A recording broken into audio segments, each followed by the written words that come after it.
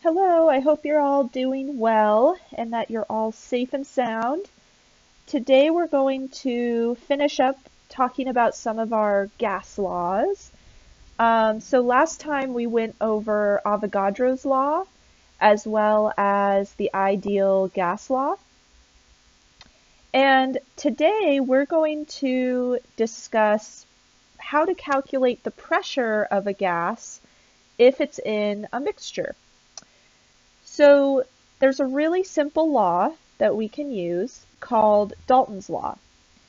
So according to Dalton's law, the total pressure exerted by a mixture of gases is equal to the sum of the partial pressures of the gases in the mixture.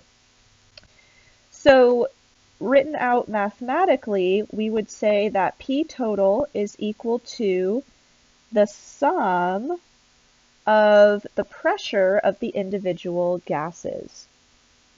So for instance, let's say we have 3 gases and they're all mixed together.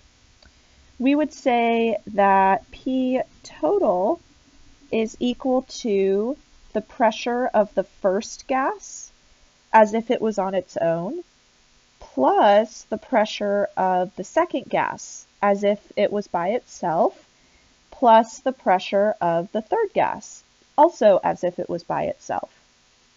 So these 3 pressures here are partial pressures. So gas 1 has its own individual pressure that it would exert if it was by itself, and same for the second gas and the third gas. Now if we add those all together into the same container, then all of those partial pressures will just add up together and we'll get our total pressure. So a super simple calculation here. Oh, this won't let me go to the next slide, I guess. Let's see if I can back out and then let's see, we'll keep those notes. We'll go to the next slide. Okay, so here's a diagram showing that same idea. So the partial pressure of an individual gas of a mixture is the pressure the gas would exert if it were alone in the container at the same temperature as the mixture. So down below we have 3 different gases. We have a triangle gas, a circle gas, and a square gas. So we're just using symbols here. And let's say the triangle gas has a pressure equal to 0.2 atmospheres. And then let's say that the circle gas has a pressure of 0.2 atmospheres as well. And then let's say the square gas has a pressure of 0.1 atmospheres. Now, let's say we then combine all of those different gases into one container. So the total pressure of that container will be the sum of each of the individual partial pressures. So P total would be 0.2 plus 0.2 plus 0.1, which is 0.5 atmospheres. Okay, so let's do an example problem. A gas cylinder contains a mixture of nitrogen, oxygen, and argon with a total pressure of 1 atmosphere. If the partial pressure of nitrogen is 489 millimeters of mercury, and the partial pressure of oxygen is 225 millimeters of mercury, what is the partial pressure of argon? All right, so the first thing we should probably notice here is we have a different set of units. So we'll need to make sure that those units are the same before we do our calculation. All right, so we have 3 different gases. So P total is going to equal the partial pressure of nitrogen plus the partial pressure of oxygen plus the partial pressure of argon. Now, we were told that the total pressure was 1 atmosphere.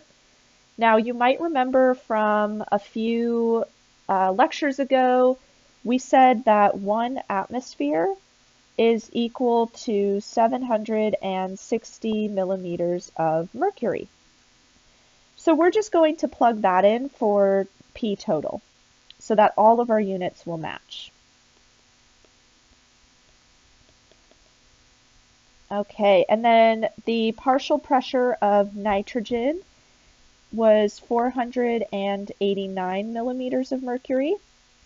The partial pressure of oxygen is 225 millimeters of mercury. And then we don't know what the partial pressure of argon is, so we're just going to leave that as a variable.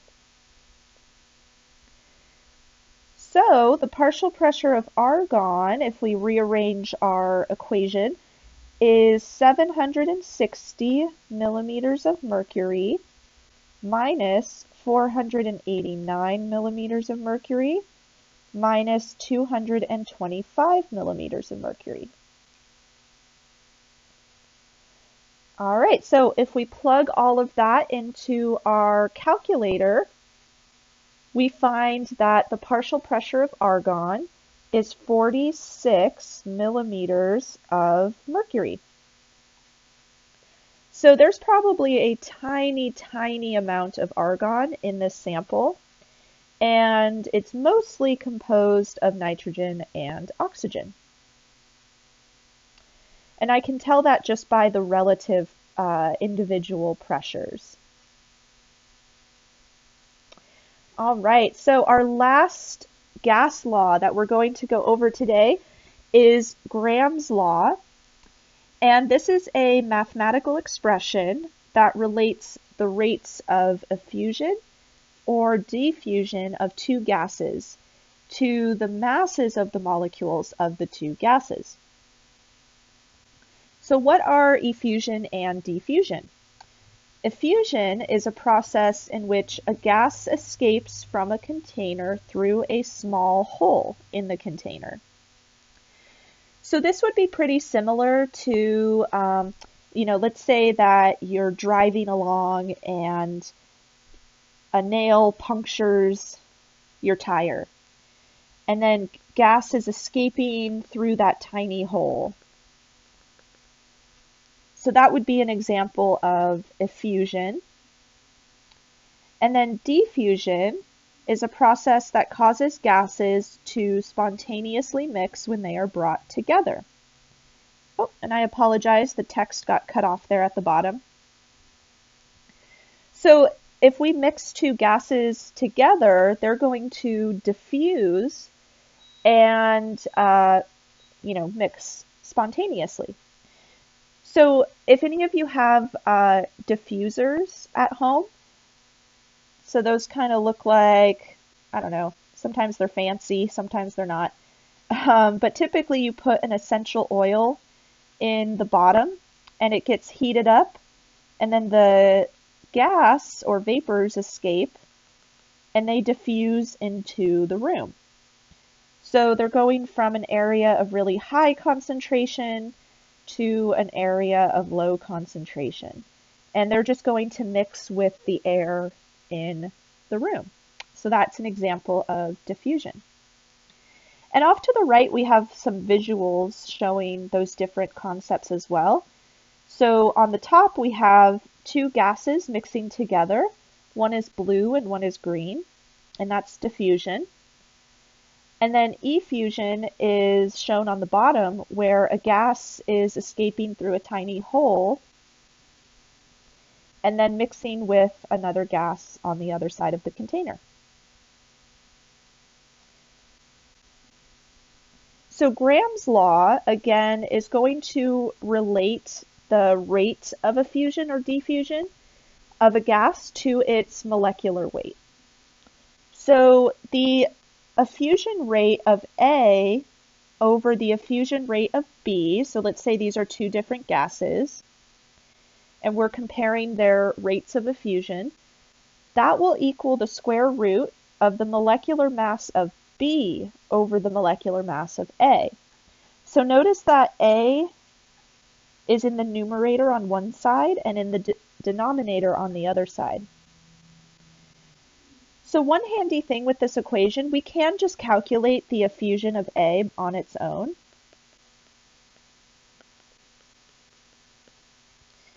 And so that's proportional, yeah, I'll say proportional here, to 1 over the molecular mass of A. So they're inversely related to each other. All right, so the main idea here is because the molar mass is in the denominator on the right-hand side, and it's inversely proportional to the rate of A, let's say that a molar mass is quite large. That means the effusion rate is going to be really small. And that kind of makes sense, right? If you have a really large gas that's trying to escape through a tiny hole, that's not going to be possible, or it's going to happen very, very slowly. Whereas if you have a molar mass that's really small, then the effusion rate will be much greater. Which also makes sense. If you have a very tiny gas, it's going to escape through a small hole much more easily. So the rate of effusion for the smaller gas will be much greater than for a larger gas. So let's compare the rates of effusion or diffusion for neon and krypton gases. And the equation we just saw can work for diffusion as well. So remember, the equation that we just saw has to do with molecular mass or molar mass. So if we look up the masses for neon and krypton on the periodic table, the molecular or molar mass of krypton is 83.80 grams per mole. And the molar mass of neon is 20.18 grams per mole. So you can probably already tell which gas would more easily escape just based on how large they are. Okay, so now let's actually calculate the ratio for the rate of neon compared to the rate of krypton. All right, so this will equal the square root of the molar mass of krypton. Remember, we're going to flip it here. So we'll put the molar mass of krypton in the numerator and divide that by the molar mass of neon because they're all inversely related. All right, so let's just calculate the ratio of molar masses first. So 83.8 divided by 20.18 will give us 4.153. And then we want to take the square root of that number, and we should end up with 2.038. So what that tells us is that neon effuses twice as fast as krypton. And that makes sense because neon is a smaller gas, so it should be able to effuse or diffuse a lot more quickly than krypton, which is a pretty large gas. Okay, and then there's a solution slide here. And I think that's all we'll talk about today in this video. So this is going to be a little bit shorter than some of our other videos. But next time, we're going to go back to all three states of matter, and we're going to talk about how we go from a solid to a liquid to a gas. So we're going to talk about the changes in state that can occur in the real world. So I will see you then.